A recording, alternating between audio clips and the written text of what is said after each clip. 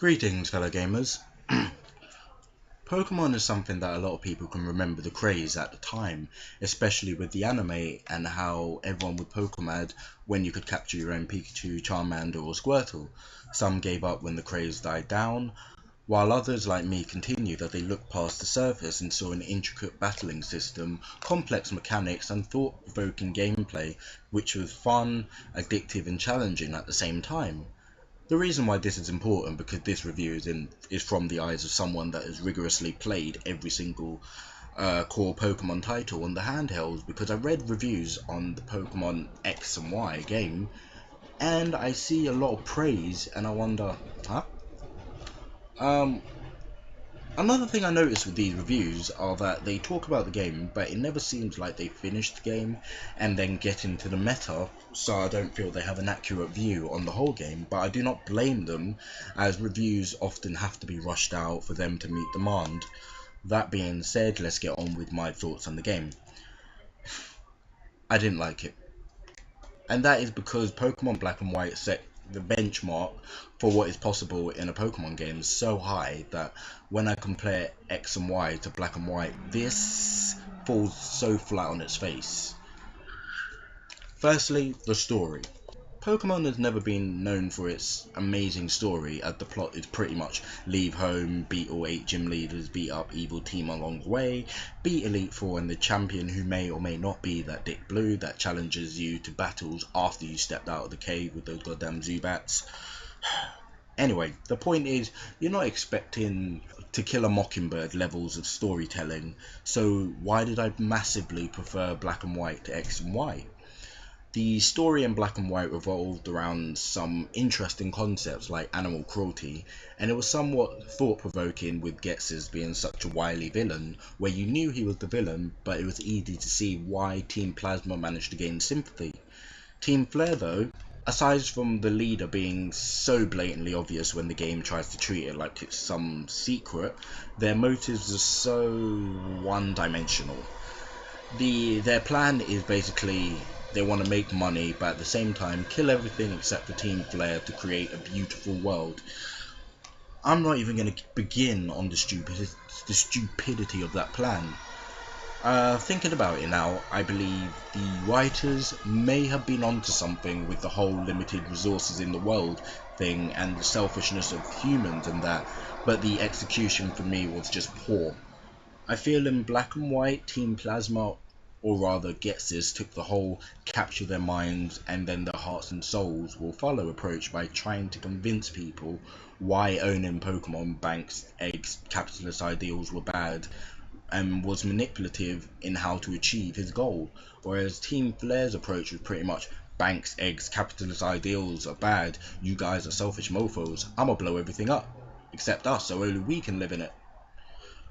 Next we have the Pokédex.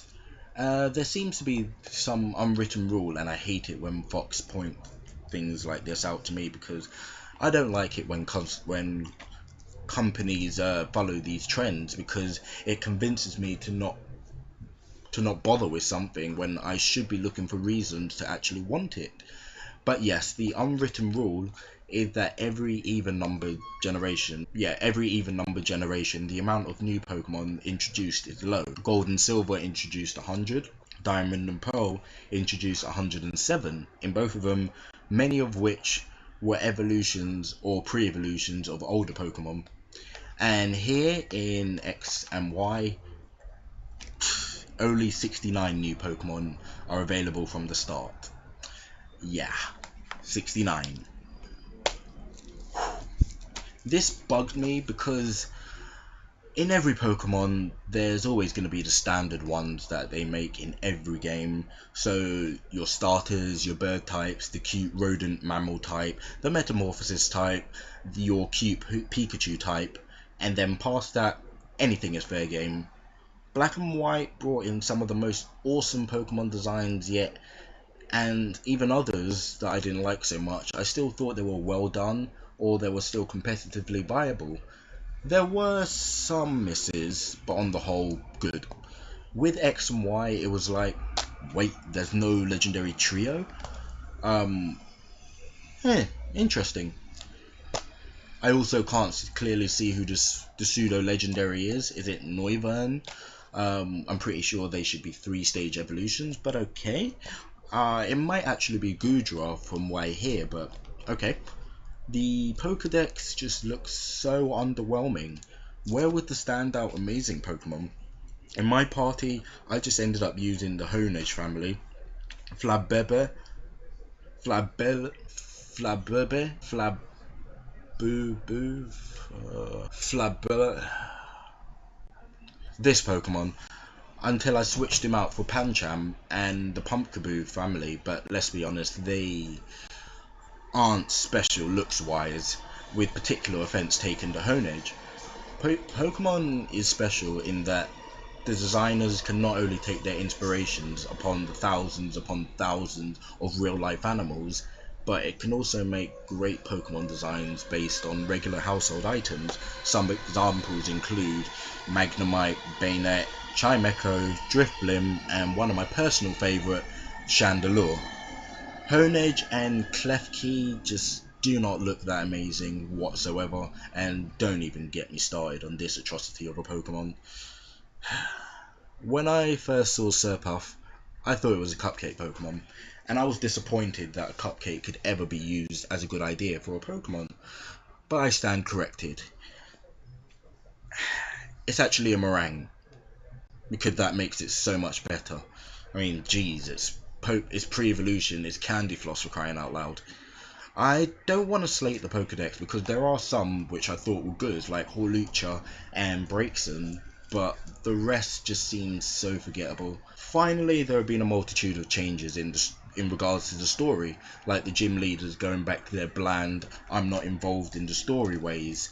But the biggest would be a new typing introduced since Gold and Silver, called the Fairy type. Several older Pokemon have been reclassified to become this new type, like Jigglypuff, Clefable, and of course Snubble. And oh my gosh, that is some loud police siren. Honestly, what is going on out there?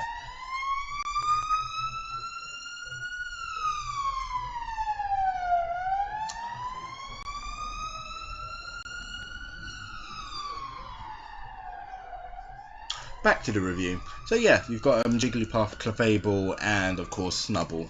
The Fairy type was needed to rebalance the type charts, and for me lays one of its biggest weaknesses in that a lot of the type matchups don't really make a lot of sense.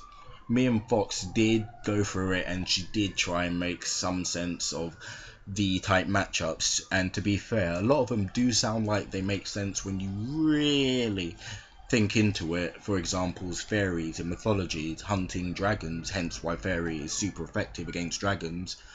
But even then, it just seems like a huge reach for me, and it's not ridiculous to suggest that fire is super effective on grass or steel, or that water is effective against fire, or that ground has no effect on flying types.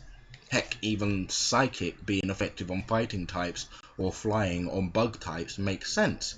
But every time I look at the fairy type and its matchups, like it's not effective on poison, I think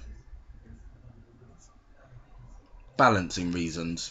It seems petty to mention it, but if these sort of associations that can help you remember the type chart when you're battling a Mandibuzz or a Flygon and you can't remember whether doing an electric move will be super effective or not.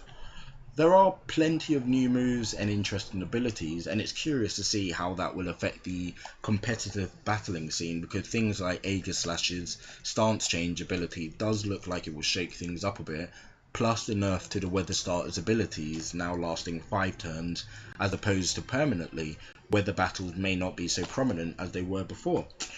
There goes my Toxicroak team.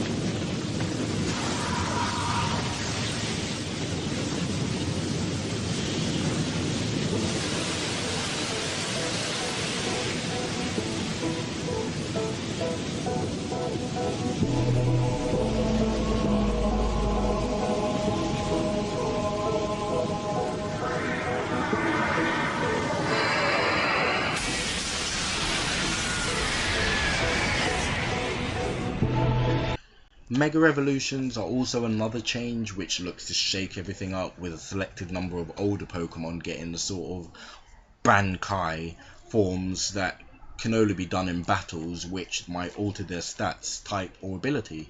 For example, one Charizard Bankai actually turns him into a Fire Dragon type. Others, like Kangaskhan's Bankai, sees it gain a new ability called Parental Bond, where the child in her pouch jumps out and every attack now hits twice as a result. The Bankai adds a new layer of battling, as you can only have one per team, and you can only do the Mega Evolution once per battle.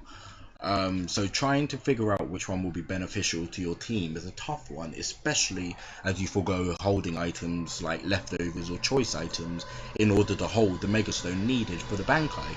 Some of the Bankai actually look really good, like Mega Houndoom and Mega Alakazam. Fox actually prefers Mega Gengar, but each to their own. One of my personal favourites is Mega Mawile, but some of the Mega Evolutions look ridiculous. I mean, Mega Ampharos and Mega Manectric. Seriously, what's with the hair? Looking like it just came out of an 80s music video. Personally, the fact that my favourite Pokemon, Gardevoir, has a fairy typing and has a Mega Evolution means I'm loving it. And hopefully I'll be able to use her in my competitive team, because after all, you really do want to use your favourites. Anyway, that's about it for this review.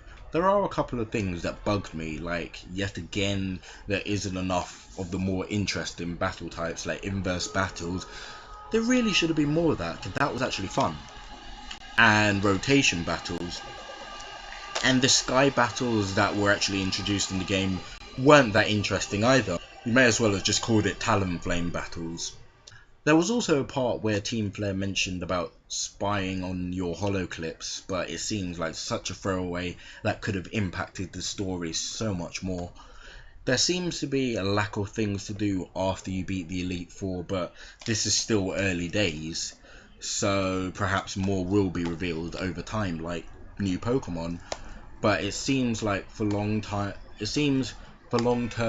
casual Pokemon fans, this is actually shaping to be a really big disappointment. But for those interested in the metagame, this could actually be one of the more interesting ones yet. Just a shame that your own mother decides to not bother going to your ceremony to celebrate a new Pokemon champion and opts to just watch it on TV instead. Lousy bitch.